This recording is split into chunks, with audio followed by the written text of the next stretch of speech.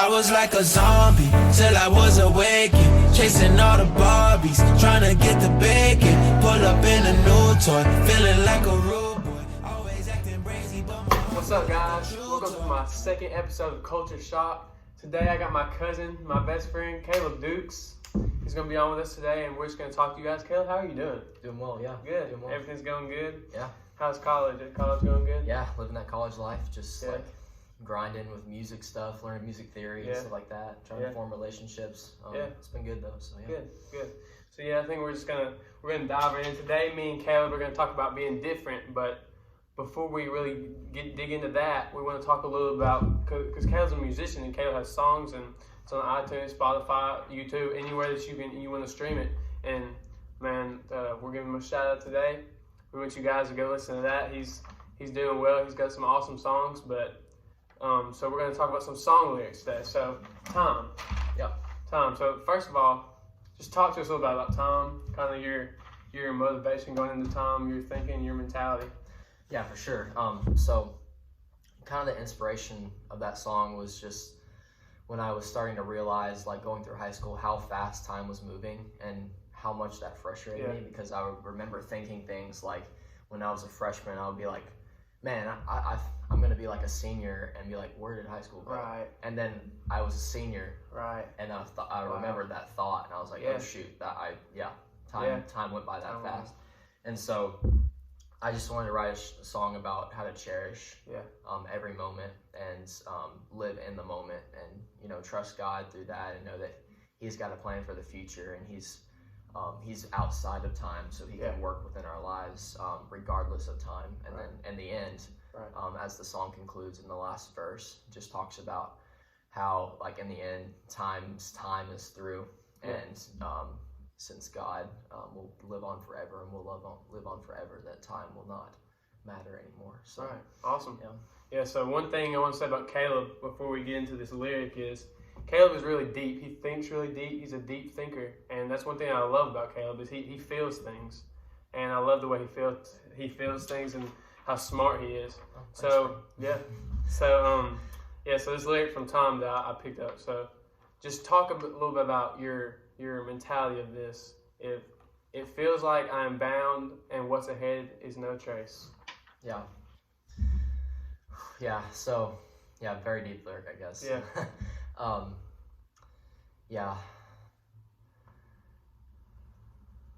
just gonna think about this so I can give a good answer. Go ahead.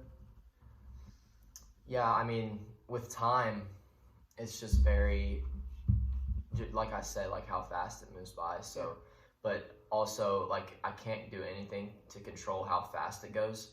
So, like, for some certain instances, you're having so much fun, and that's when time moves by faster. Right. When you want time to move slower in those fun moments, and then when you're bored, time moves by slowly. Right. Exactly. You know what I'm saying? That's what I was hinting at when I talk about how I'm bound to time. Like, I can't really control how it feels, and then also just the uncertainty of the future, especially I wrote that song with the anticipation of going to college, and now I'm in college, and so it's like now I'm in that point where I'm like, what's next? Right. And so it's just really, it's just something that I have to give up to God and trust that He's got that plan for my life, even though I have no clue of what's ahead. I have to trust that, and so, So, "Slow Down" is one of my favorite songs that you came out with. I like how calm and the meaning of it, how deep it is. Mm-hmm. But this lyric is like one of the first lyrics of the song where it says, "I just want to take it slow. Pretty soon I'll lose control."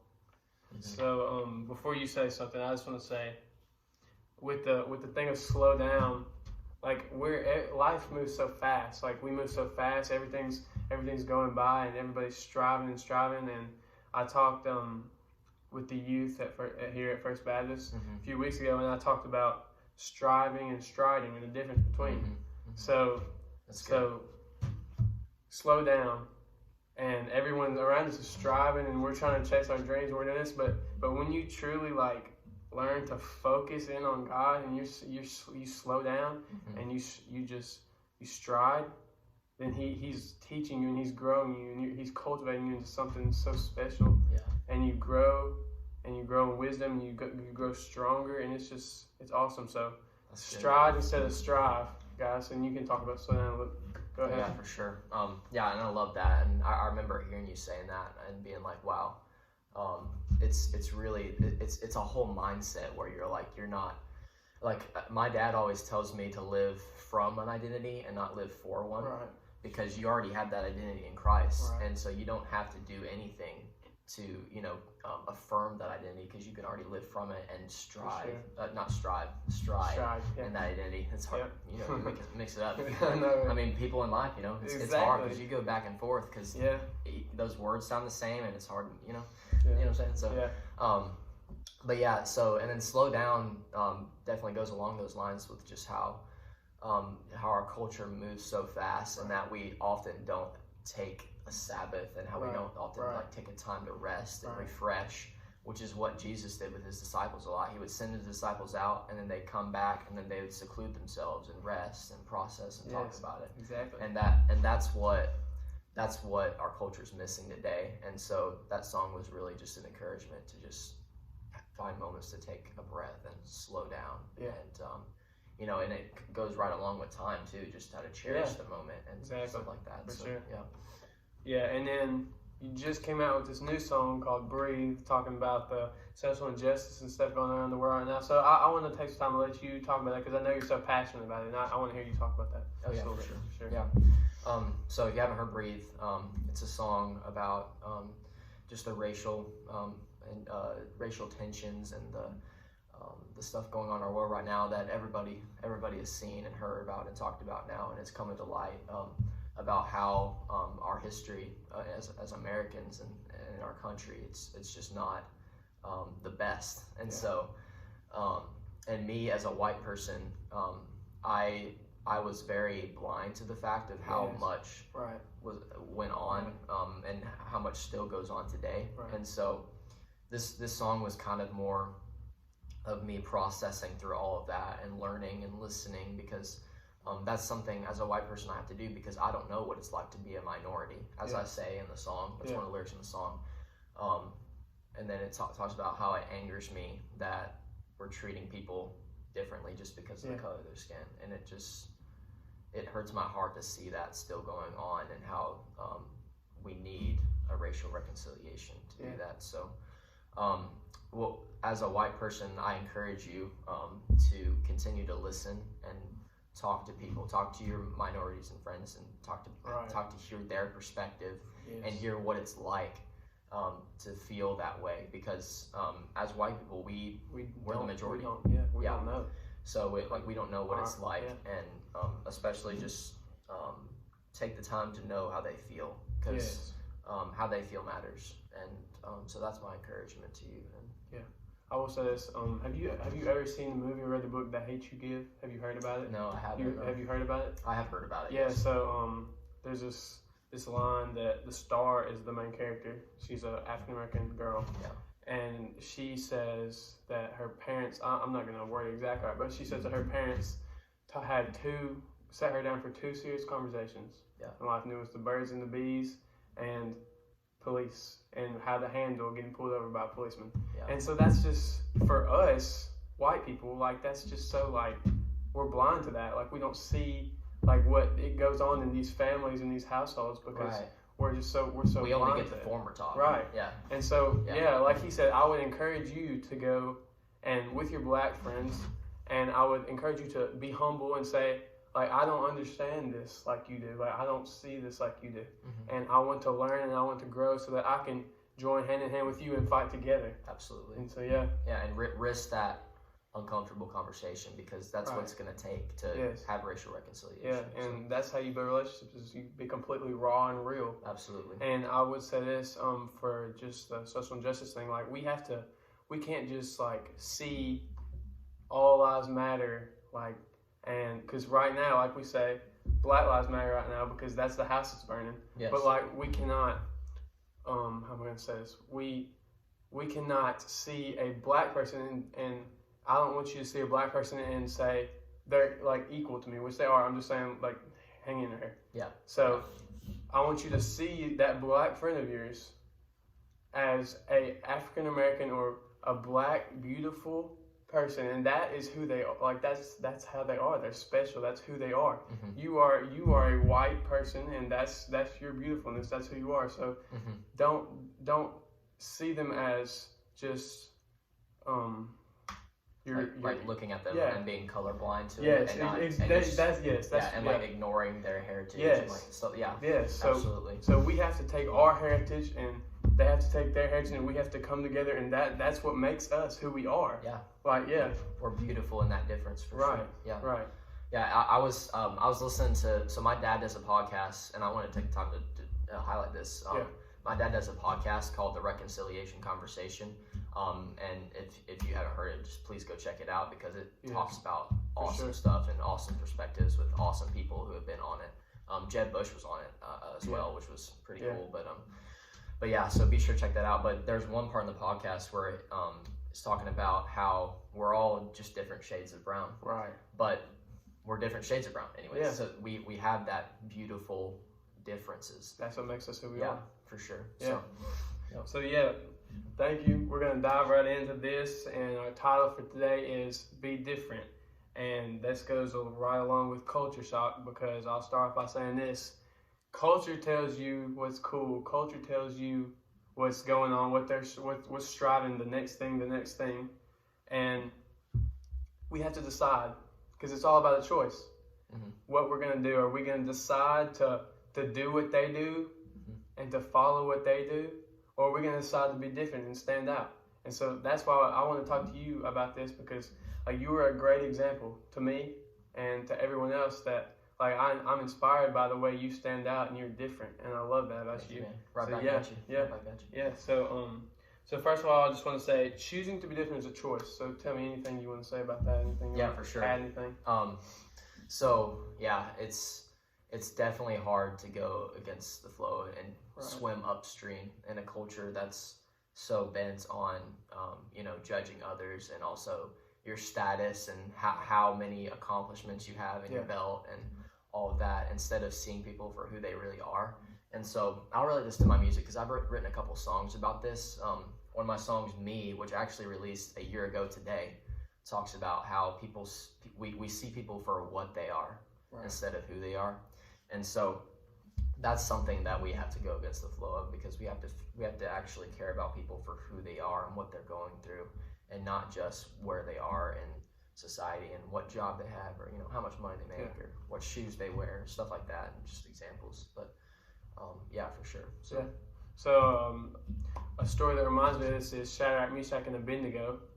And so what they did was, the king had the statue, long story short, and they all these people out here, right? All these people, which represents the world for us. And we're in that group of people, and we have to decide, we have to make a choice. Are we going to bow down to the statue? Or are we going to choose to be different and take what comes after that? And honor God in our choice? And so that's what they do. And he gets angry, and he puts them in the furnace, and they had to make the decision. They had to have the courage that even though they were going to go into this furnace, and like he said, even if our God doesn't save us, we honored him, we did what was right. Yeah. So that's the decision that they made, and it's a choice to be courageous or to not be courageous, and to be timid and to go with the flow. And that's what we want you guys to see today, is you have a choice. You have one life, and you have a choice, and you can either go to school and be all up in the flow and want to be cool, or you can stand out and you can be a light. And when you're a light, more lights will be made from your light. People are going to see you, and they're going to see that you're different. They're going to catch that flame. Right, and they're going to catch that flame, and they're going to see that you're different, and they're going to, I want what he has. And that's what, the light is contagious. And the light will always be contagious. And when you bring the light into the dark, lights will come out of that.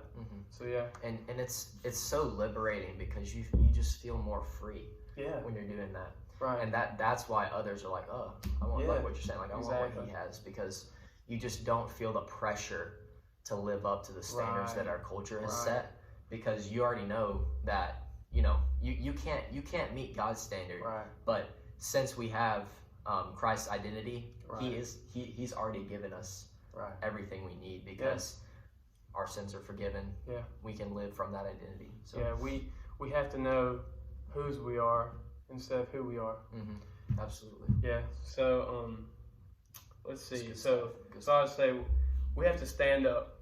We have to stand up, and we have to be courageous because when you stand up and you be different, like guys, y'all are gonna stand up at your schools and you're gonna want to be different, and you want to do what God's called you to do. And listen, people are going to make fun of you for not wanting to be cool and not do what they're doing. Mm-hmm. And a lot of that really is because they're jealous of what you have. Mm-hmm. Like the life that you have inside of you. Mm-hmm. So I'm going to give an example. This just came to me. Yeah. And there's, because, you know, I'm basically a sheltered Christian boy. I'm not going to deny that. But, you know, and that's, I mean, sometimes you have to be labeled that if you're going against the flow. But I remember having a conversation with one of my fellow college mates, and I don't know why I said it like that, but yeah, and we were talking about how he was like, hey, I don't know what's ahead of my future. And then I finished the quote, and I was like, but I do know who holds my future, and something like that. And then he was like, your sheltered life is showing there. And I'm like, and I kind of was like, that kind of hurts, but but you know, you're gonna have to put up with stuff like that because you have that hope. And if others don't want to see that and don't want to live in that, then I mean, that's their choice. Choice. So we all have a choice. So so I mean, there's just I just know a lot of people who go against the flow.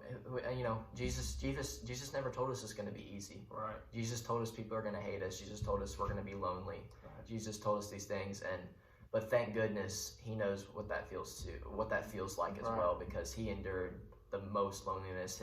When He was praying in the garden, His friends slept and they weren't there for Him. And so He knows what it's like. He was sweating blood in the garden at the hardest moment in His life, getting ready for His death.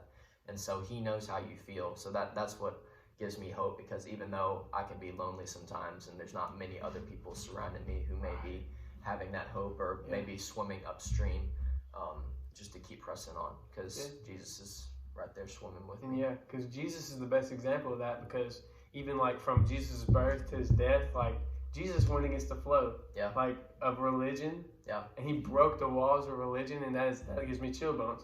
Like that's what He did for us, and that's what you've got to do. Yeah, you've got to go against the flow. You got to go against what's cool, what they're doing, their laws. Yeah, like you got to go against the flow of religion, and you got to break those laws. That's what Jesus did for us. And people like the Pharisees, they hated Him for it, and they saw that He was doing it differently, and He was breaking the laws of religion, and they didn't like that. They didn't like that He was different.